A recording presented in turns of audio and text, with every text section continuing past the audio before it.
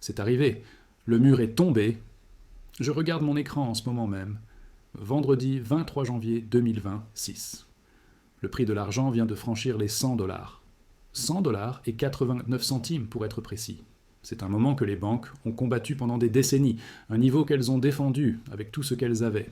Des contrats papier par milliards, des appels de marge coordonnés, des manipulations médiatiques sophistiquées. Des articles dans la presse financière payés pour dire que l'argent était une relique du passé.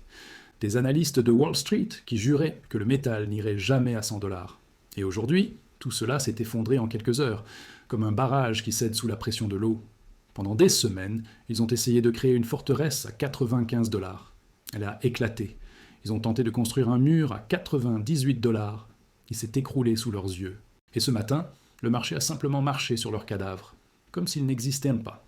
Les vendeurs à découvert, ceux qui ont manipulé ce marché depuis les années 80, regardent leurs écrans avec une terreur absolue. Parce qu'à 100 dollars, leur problème n'est plus théorique. Ce n'est plus une perte sur le papier, c'est l'insolvabilité mathématique. Le point de non-retour absolu, celui où les dettes de marge dépassent le capital total de la firme. J'ai tout documenté. Toutes les données, toutes les sources, dans la recherche financière, lien dans la description, mais laissez-moi vous montrer ce qui se passe vraiment. Parce que si vous pensez que 100 dollars est impressionnant, vous regardez le mauvais graphique. Vous regardez le wagon de queue, pas la locomotive. La locomotive est à Shanghai. Et ce que j'y vois va vous glacer le sang jusqu'aux os. Pendant que New York teste timidement les 3 chiffres, la Chine a déjà enfoncé la porte et court dans les couloirs. Les dernières données du Shanghai Gold Exchange sont absolument stupéfiantes. L'argent à Shanghai se négocie à plus de 110 dollars. Vous avez bien entendu, 110 dollars. Une prime de 10 à 12 dollars au-dessus du prix occidental. Comprenez-vous ce que cela signifie pour le marché mondial? C'est un aimant géant, un trou noir qui aspire tout le métal physique vers l'est sans qu'on puisse l'arrêter. Chaque algorithme d'arbitrage dans le monde hurle la même commande. Acheter à New York à 100, vendre à Shanghai à 110. C'est un profit sans risque de 10% instantanément. Il n'y a pas assez de liquidité dans le monde pour arrêter ce trade. Les banquiers de New York peuvent imprimer tous les contrats papier qu'ils veulent. Mais ils ne peuvent pas empêcher le métal physique de couler vers le prix le plus élevé. Ils essaient de combattre la gravité. Et aujourd'hui, leurs bras ont finalement lâché. Pourquoi le barrage a cédé un vendredi de janvier? La réponse se trouve dans une décision prise à Pékin. Le 1er janvier 2026, le gouvernement chinois a activé un nouveau système de contrôle des exportations d'argent. Ce n'est pas un détail administratif, c'est une arme qui change les règles du jeu mondial pour toujours. Stop. Ce que je viens de vous montrer, la rupture des 100 dollars, le premium de Shanghai, les contrôles chinois, ce n'est qu'une partie de l'histoire. Dans la recherche financière, j'ai documenté 7 autres facteurs critiques qui ne font pas les gros titres. Avec toutes les données, toutes les sources, tous les liens que je ne peux pas montrer dans cette vidéo. L'analyse complète de l'argent, plus le Venezuela, le dollar, les mouvements des banques centrales, et chaque nouvelle documentation que je publie. Un accès, toutes les analyses, pour toujours. Lien dans la description. Mais maintenant, laissez-moi vous expliquer pourquoi cette décision chinoise change tout. Depuis le 1er janvier, seules les entreprises approuvées par l'État peuvent exporter de l'argent. Et pour être approuvé, il faut produire au moins 80 tonnes par an. Cela exclut des centaines de petits et moyens exportateurs, des entreprises qui alimentaient l'Occident depuis des années. La Chine contrôle entre 60 et 70% de l'approvisionnement mondial en argent raffiné. Et elle vient de fermer le robinet. C'est exactement la même stratégie qu'avec les terres rares. Sauf que cette fois, c'est pour un métal que l'industrie mondiale ne peut absolument pas remplacer. Panneaux solaires, semi-conducteurs, véhicules électriques, équipements médicaux, missiles guidés, satellites de communication, tout cela nécessite de l'argent. Et la Chine vient de décider qu'elle garderait le sien pour ses propres industries. Elon Musk a réagi sur X ce week-end. Il a écrit que ce n'était pas bon, que l'argent était nécessaire dans de nombreux processus industriels. Quand le patron de Tesla commence à s'inquiéter publiquement de l'approvisionnement en argent, vous savez que quelque chose de fondamental a changé dans l'équation mondiale. Si vous êtes encore là, vous avez compris de quoi il s'agit vraiment. La question est simple. Voulez-vous toutes les documentations ou seulement ce résumé? La recherche financière complète. Argent, Venezuela, dollar, banque centrale et tout ce qui vient. Lien ci-dessous. Continuons, parce que je dois vous montrer le signal impossible. Celui qui m'empêche de dormir la nuit. Ce qui se passe sur les marchés aujourd'hui viole toutes les règles de l'économie standard. Regardez votre écran. L'or vient d'atteindre un nouveau record historique. Près de 5 000 $ l'once. L'argent franchit les 100 dollars. Ce sont des actifs refuges, des actifs que les gens achètent quand ils ont peur de l'économie. Maintenant, regardez le S&P 500. Il est en hausse. Le Nasdaq est vert. Les actions technologiques montent. Ce sont des actifs risqués, des actifs que les gens achètent quand ils sont optimistes sur l'économie. Comment les deux peuvent-ils monter en même temps? Comment la peur et l'optimisme peuvent-ils coexister dans le même marché? Ils ne peuvent pas, sauf si quelque chose d'autre se passe, sauf si le dollar lui-même est en train de mourir. Ce que nous voyons n'est pas un rallye, c'est une illusion d'optique créée par une monnaie qui s'effondre. Si vous êtes dans un ascenseur qui tombe, les numéros des étages semblent monter. Étage 10, étage 20, étage 100. Mais vous ne montez pas. Le bâtiment s'écroule autour de vous. C'est exactement ce qui se passe avec les marchés. Le prix des actions monte, non pas parce que les entreprises vendent plus de produits, mais parce que le dollar que vous utilisez pour acheter ces actions vaut moins chaque heure qui passe. Le prix de l'or monte, parce que c'est la seule constante dans un monde de variables. L'économiste autrichien Ludwig von Mises avait un nom pour ce phénomène. Il l'appelait le crack-up boom, le boom de l'effondrement. C'est le moment où le public réalise que la monnaie elle-même est en train de mourir. Quand cela arrive, l'argent fuit les comptes bancaires. Il se déverse dans tout ce qui n'est pas du papier. Actions, immobilier, or, argent, art, crypto-monnaie. Tout monte en termes nominaux. Mais c'est une illusion totale. Vous ne devenez pas plus riche si votre portefeuille d'actions monte de 10% alors que le coût du pain monte de 20%. Vous perdez du pouvoir d'achat tout en vous sentant riche. C'est le piège mortel. C'est la séduction du crack-up boom. Nous l'avons vu dans l'Allemagne de Weimar dans les années 20. Le marché boursier est allé sur la lune en termes de marque. Pendant que les gens mouraient de faim dans les rues, nous l'avons vu au Zimbabwe. La bourse de Harare était la plus performante du monde, juste avant que la monnaie ne vale zéro. Et maintenant, nous le voyons à New York. La question est de savoir si vous allez comprendre avant qu'il ne soit trop tard. Si vous voulez savoir pourquoi les prix des actifs explosent, pourquoi les maisons, les actions, l'or, l'argent et même les voitures d'occasion montent tous en même temps, ce n'est pas parce que ces choses deviennent soudainement plus précieuses. Une maison est toujours un tas de bois et de briques. Une action est toujours une part d'entreprise. Elle ne change pas. Ce qui change, c'est le mètre étalon. La règle que vous utilisez pour mesurer la valeur, la monnaie, est en train de rétrécir. Et elle rétrécit parce que les banques centrales inondent le monde d'un océan de nouveaux papiers sans valeur. Regardons les données qui viennent de Chine. Tout le monde se concentre sur leurs achats d'argent, mais personne ne parle de comment ils paient. La masse monétaire M2 de la Chine vient d'atteindre un nouveau record historique. Ils injectent des milliers de milliards de yuan dans leur économie pour empêcher l'effondrement immobilier. Ils essaient de faire flotter un navire qui coule en pompant de l'eau dans la coque. Et où va cet argent? Il coule vers les matières premières. Maintenant, regardons les États-Unis. La Réserve fédérale prétend combattre l'inflation. C'est un mensonge. Si vous regardez le bilan, les États-Unis ont étendu leur masse monétaire de milliers de milliards de dollars ces derniers mois. Ils ont un déficit de 2000 milliards de dollars par an, en temps de paix. Cet argent n'existe pas. Ils doivent l'imprimer pour le dépenser. Et quand vous imprimez 2000 milliards et les déversez dans l'économie, vous diluez chaque dollar qui est déjà dans votre poche. Vous êtes volé. Chaque fois que le marché boursier monte à cause des stimuli, c'est le gouvernement qui vide vos poches via l'inflation. Mais les exemples les plus terrifiants sont ceux qui nous montrent notre futur.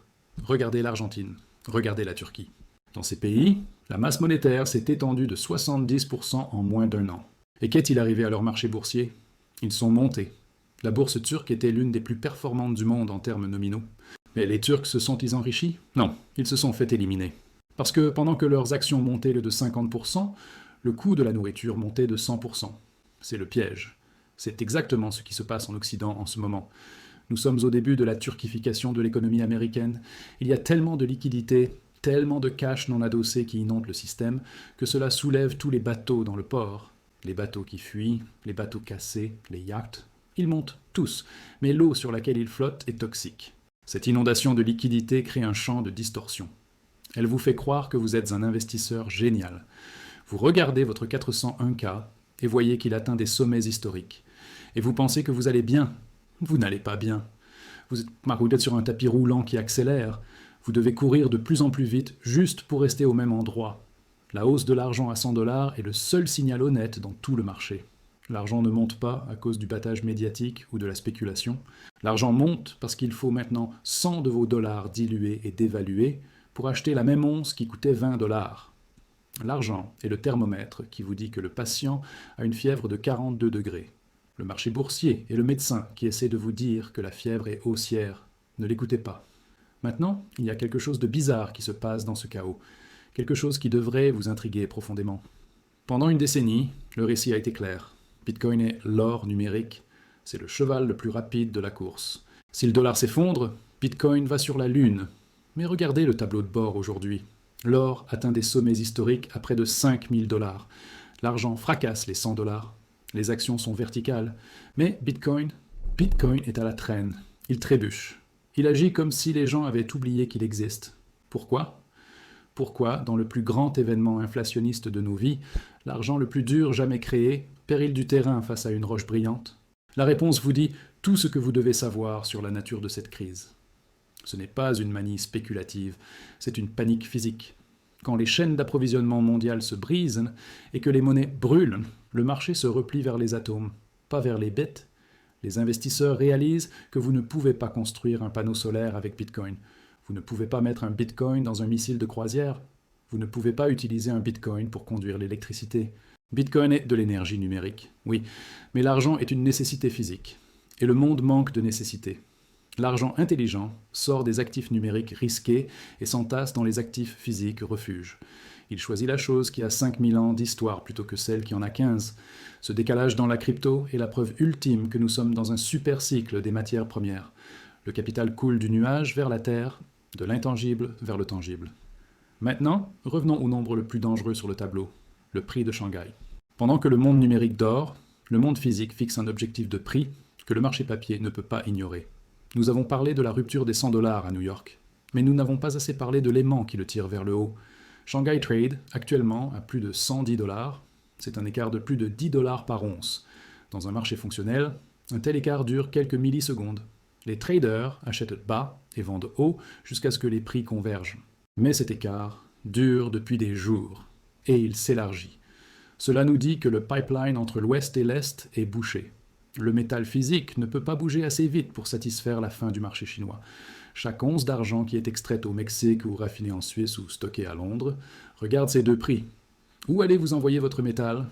À New York pour 100 $ ou à Shanghai pour 110 $? La réponse est évidente. Le métal coule vers le plus offrant. Le métal coule vers l'est. Et cela laisse New York complètement affamé d'inventaire. C'est pourquoi les vendeurs à découvert sont condamnés. Ils essaient de couvrir leurs shorts dans un marché vidé par un concurrent qui paie 10% de plus. Le prix papier américain n'a pas le choix. Il vit en sursis. Il ne peut pas rester à 100 $ pendant que le monde réel paie 110. Il doit sauter. Nous approchons d'un matin où vous vous réveillerez, vérifierez votre téléphone et verrez que l'argent n'a pas tradé à 101 ou 102. Vous verrez qu'il a ouvert à 110. Il aura simplement sauté les nombres entre les deux.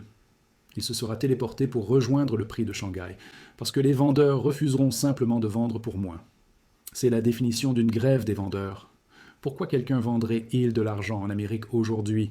C'est un suicide financier. Si vous détenez de l'argent, vous détenez le seul billet de sortie du théâtre en feu. Le prix de Shanghai est le panneau de sortie, et le prix américain est juste la fumée qui remplit la salle. Alors voici le verdict. Nous avons vu le signal impossible des actions montant avec l'or. Nous avons vu l'imprimante mondiale détruire la monnaie. Nous avons vu l'aspirateur de Shanghai fixer le vrai prix à 110. Le diagnostic est terriblement simple. Le patient ne devient pas plus fort. Le patient meurt. Et les médecins, les banquiers centraux, ont décidé de pomper tellement d'adrénaline dans le patient que le cœur va exploser. Ce que nous voyons aujourd'hui n'est pas un marché haussier. Un marché haussier, c'est quand un actif gagne de la valeur parce que l'économie croît. C'est un effondrement monétaire. C'est un crack-up, boom. L'argent va vers 100 $ parce que le dollar va vers zéro. Le maître étalon fond dans votre main. Les banquiers n'ont pas perdu le contrôle de l'argent métal. Ils ont perdu le contrôle du dollar. Ils devaient choisir entre faire s'effondrer le marché boursier ou détruire la monnaie. Aujourd'hui, en regardant le S&P 500 monter aux côtés de l'or, nous savons exactement quel choix ils ont fait. Ils ont choisi l'imprimante. Ils ont choisi de sacrifier votre pouvoir d'achat pour sauver leur système bancaire. Donc 100 $ n'est plus le plafond, c'est le plancher, c'est le rétroviseur. N'ancrez pas votre esprit à ces chiffres. Ne pensez pas que vous allez vendre à 100. Si vous vendez à 100 contre du cash, vous échangez un actif rare contre un passif mourant. Vous sautez du canot de sauvetage et nagez vers le Titanic parce que vous pensez que le Titanic a l'air grand, peu importe sa taille, il coule. La fenêtre pour échanger votre papier contre du métal se ferme. Pas parce que les boutiques ferment, mais parce que le prix bouge plus vite que votre virement. Pendant que vous attendez 3 jours que vos fonds arrivent, l'argent bouge de 10 $. Pendant que vous débattez de la prime, Shanghai passe à 120. Vous courez une course contre une imprimante qui peut imprimer des milliers de milliards en 1 seconde. Vous ne pouvez pas gagner cette course avec du cash. Vous ne pouvez la gagner qu'en détenant des actifs qui ne peuvent pas être imprimés.